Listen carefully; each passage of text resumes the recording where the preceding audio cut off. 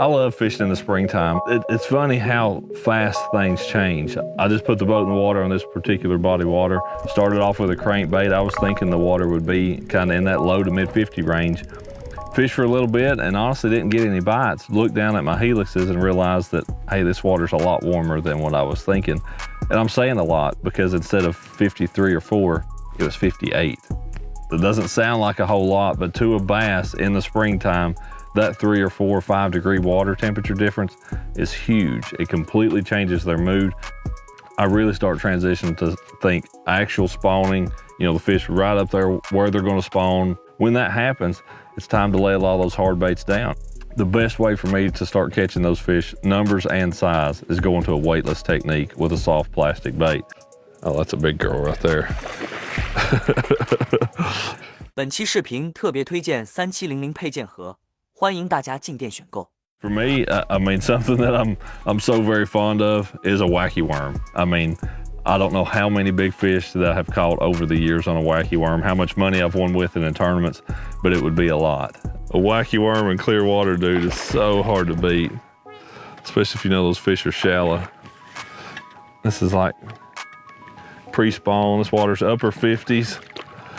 These fish are not quite to the point of spawning just yet. Come here, big girl. Oh, open your mouth. Look at that fish, dude.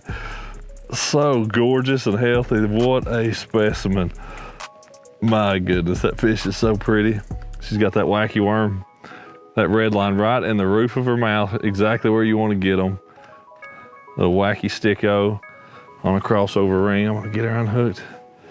There we go, that's the setup. Man, that is just dynamite. Wacky rigging setup right there. Look at that fish. Dude, that is a beauty. My goodness, what a big old tank. Sooner Run is my favorite color if the water is fairly clear, and I've got that rigged with one of those VMC crossover rings. But this is the new red line weedless Nico hook is what this is. Actually, there's one. But I want to be looking in the water, literally looking for the next target or looking for the next fish. That's a big one. That fish was out. I could see a little piece of wood out here on this point. Just an incredibly slick hook. It works really, really well. It's got that coating on it that, you know, really, in my opinion, helps slide that hook into those fish's mouth. Oh my goodness.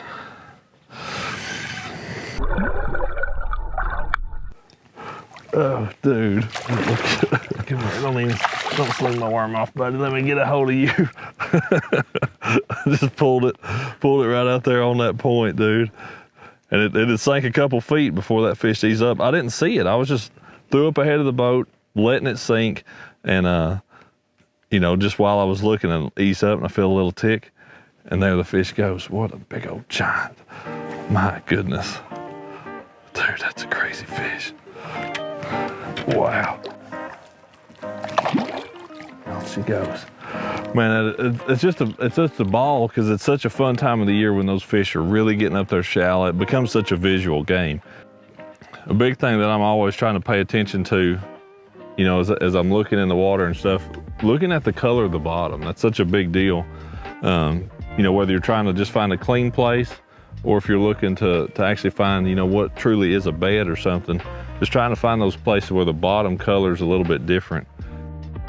You know, pre-spawn fishing, I think of a lot of that being, you know, with your electronics, you're looking for those fish in those places where they're staging. Once you get to this time of the year, it's usually a visual deal. Your sunglasses are one of the most important things you can have. With a wacky worm, my typical cast, you know, I'm going to throw it out by whatever target it is that I see out there, you know, where I'm thinking a fish may be. And I'm going to allow that bait to fall on a totally slack line long enough to where I think it's going to be on the bottom or really, really close to the bottom. And then I'm going to kind of bounce that slack. I don't want to pull the worm, okay? You know, I want to keep in mind that I'm not really wanting to pull the worm with the rod tip. I'm wanting to bounce it because it's not a technique that I'm so concerned with throwing out and fishing all the way back to the boat. It's about fishing those specific targets, you know, wherever I'm throwing it next to. It's a slow technique, man. It's not something that you're gonna, you know, cover a bunch of water with. That's why it's so target oriented and why, to me, my sunglasses are so important when I am fishing a wacky worm. So yeah, throw it out, let it sink to the bottom, slack line, And that's truthfully when a lot of your bites are gonna come. A big key with that, that's why I use a yellow braid. That's something that allows me with that semi-slack line, I'm gonna watch that line from time to time and see that line jump. But always, always, always, braided line with the fluorocarbon leader is my go-to setup. 10-pound braid, 10-pound fluorocarbon leader. Man, I just have so much success with that. There's no way else that I would ever fish a wacky rig. Oh, he bit it. He's got it. That was so cool. I just dropped the talons right here on this little point and looked down. There's a giant was swimming across through there, just dropped that wacky worm down and she ate it in the corner of the jaw. These fish are just absolutely insane, dude. Right in the corner. I watch her just ease up to it and just suck it in. Look at that. Dude, these fish are built, man. What a giant. Just bursting. Every one of them are just so full of eggs. Almost, I mean, they are just about ready to spawn.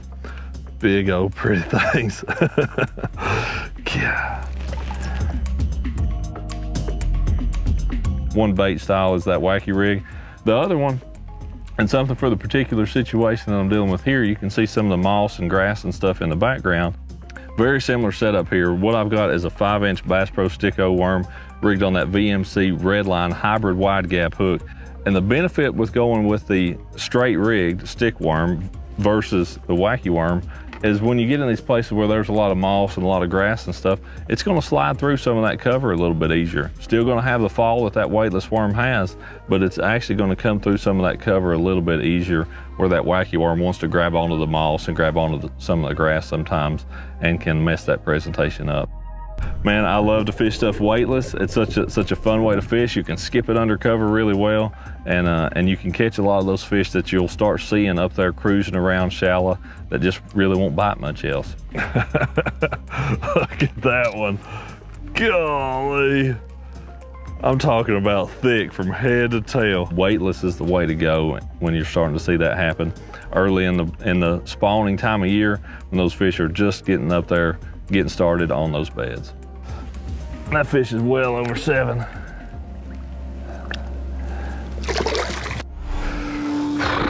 What a day. What a day, what a day.